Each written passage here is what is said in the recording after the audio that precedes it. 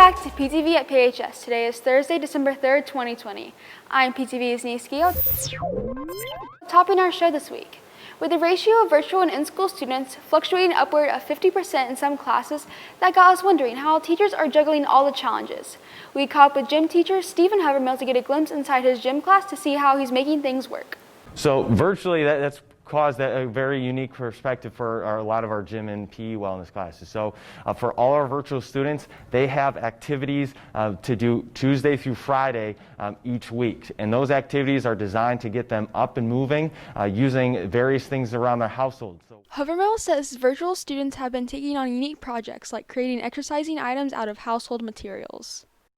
And so we're getting them able to move, getting them to be active while at home, and so they can still pursue better health and wellness even though they're maybe virtual. Whether or not students are in person or virtual, health and wellness classes are very important physically and mentally. So we're directing them to lead better lives with our 3 wellness factors, and those are physical wellness, so having the ability to move, the ability to know how to move, how to exercise their body, mental wellness, which is understanding how to cope with stress and anxiety. We are living in a time where stress and anxiety and depression is very real, especially with those students dealing with quarantine or lockdown. So giving students skills they need to best handle that. And then the emotional wellness is how do we handle our emotions? How can we be more aware of what our emotions are in the moment? So that way we can, again, pursue a better life outside of these walls in the midst of all the chaos that is happening.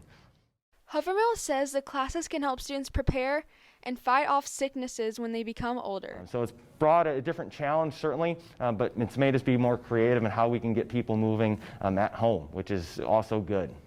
The PHS Riley's Dance Marathon is an event many of you look forward to each year. The event raises tens of thousands of dollars for kids at Riley's Hospital. PTV's Dayton Myers looks into what the ongoing pandemic means for this year's marathon. This year will be a huge milestone for the PHS Dance Marathon. It's the 10th annual event, but the first one ever held during a pandemic.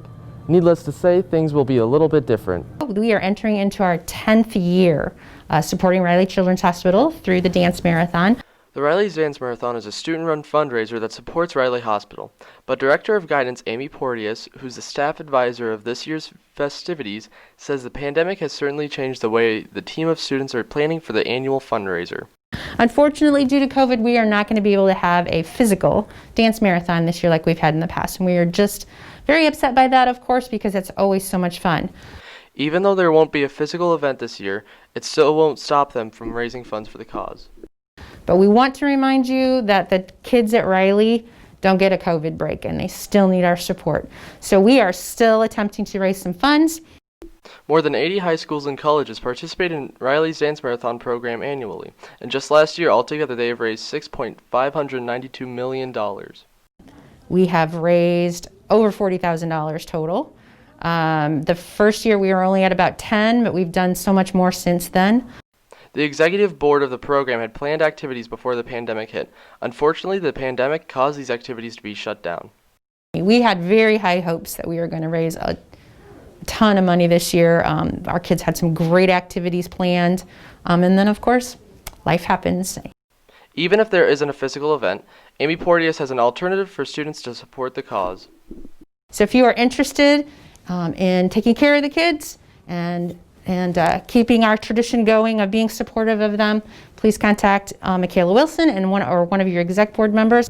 If you'd like to support this cause, email PHS student Michaela Wilson using the email address at the bottom of the screen. Reporting for PTV News, I'm Dayton Myers. Well, each week we have been updating you on the coronavirus positive cases here in Marshall County.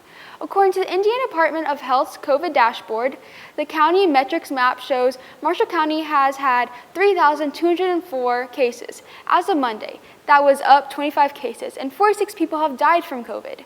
The AP is reporting Indiana's hospitals has more COVID-19 patients than ever before over the Thanksgiving weekend. The Indiana State Department of Health's daily update on Monday also reported 38 more coronavirus deaths in Indiana occurred over Thanksgiving's break.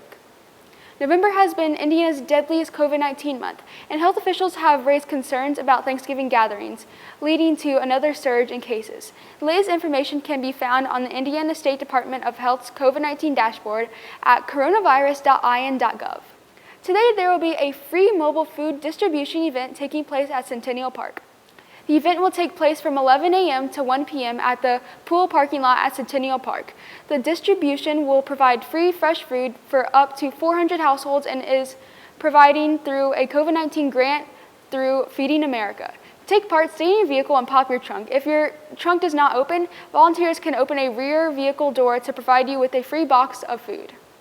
Switching gears to some lighter news, Purdue University just announced a new major you might be interested in studying. The major is called Digital Criminology. Digital Criminology is a program utilizing criminology theories and understandings on human behavior. It deals with the sciences of cybersecurity and is an investigation tool for mapping digital crimes.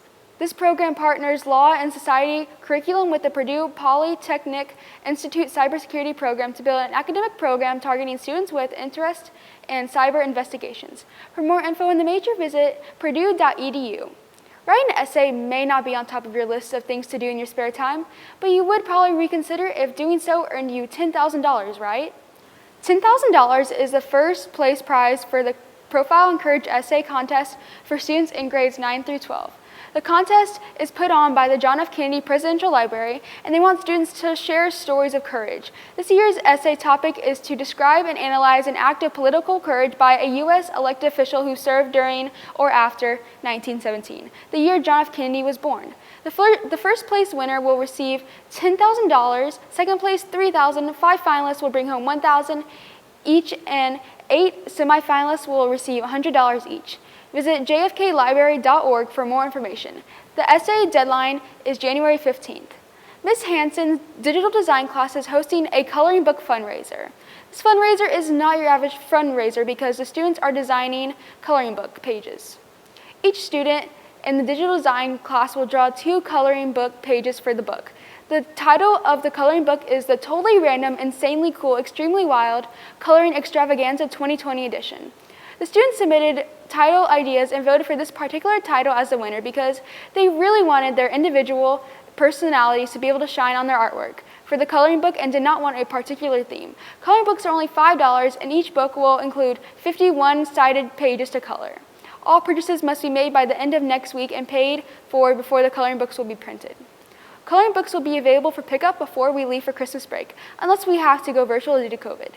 These would make a great Christmas gift for your friend. Please contact Ms. Hansen if you're interested in purchasing coloring books. Turning to some PTV sports news, the Rockie wrestling team is experiencing some unique changes aside from the all-new COVID-19 safety protocols. PTV's Tyler Richey is here to explain. After nearly 4 decades, the Rockie wrestling team is being led by a new head coach. Travis Smith has filled the position and is hoping to take the wrestling team to a higher level. Oh, I'm proud. Definitely proud to be the new head coach.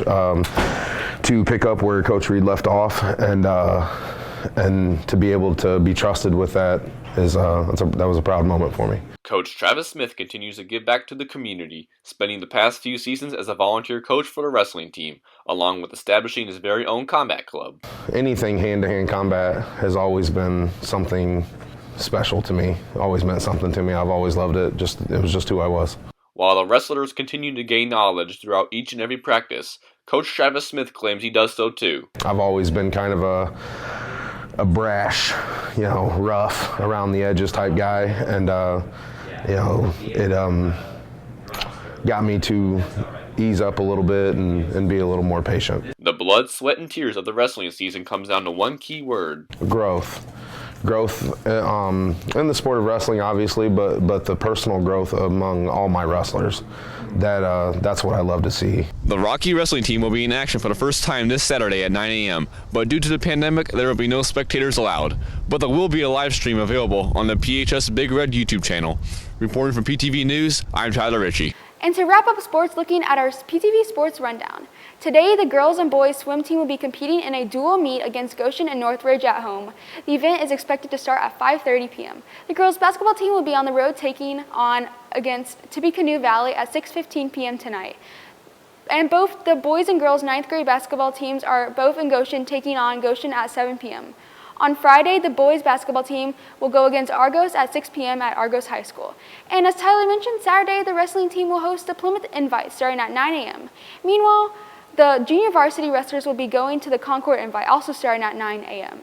The boys and girls swim team will be holding the Pilgrim Relays at 9 a.m. And later that day, the girls basketball team will be competing in an away game against Goshen at 6:15 p.m. We have good news to report. This year's Christmas Spectacular will go on. Plymouth High School will host 3 separate performances to make sure all social distancing standards are being practiced. The choir concert will be next Friday, December 11th at 6:30 p.m. The band concert will be on Saturday, December 11th at a time you see there on the graphic. The orchestra concert will be on Saturday, December 11th at 3 p.m.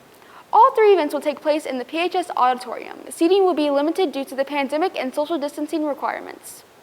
Doors open 30 minutes before each performance. Because food insecurity continues to be a growing issue during the pandemic, instead of tickets being sold, cost of admission will simply be free with a donation of a canned good per person.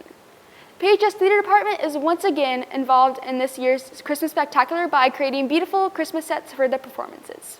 Speaking of Christmas, there seems to always be a debate about when it's too early and just the right timing to put up Christmas decorations.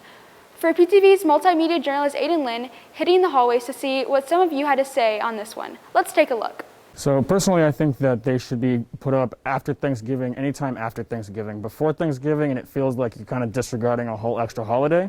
But after Thanksgiving, man, that's all you got left is Christmas, so you might as well put them up. You got December right around the corner anyways. I think that you should be able to put up Christmas decorations as soon as the turkey's put away for Thanksgiving.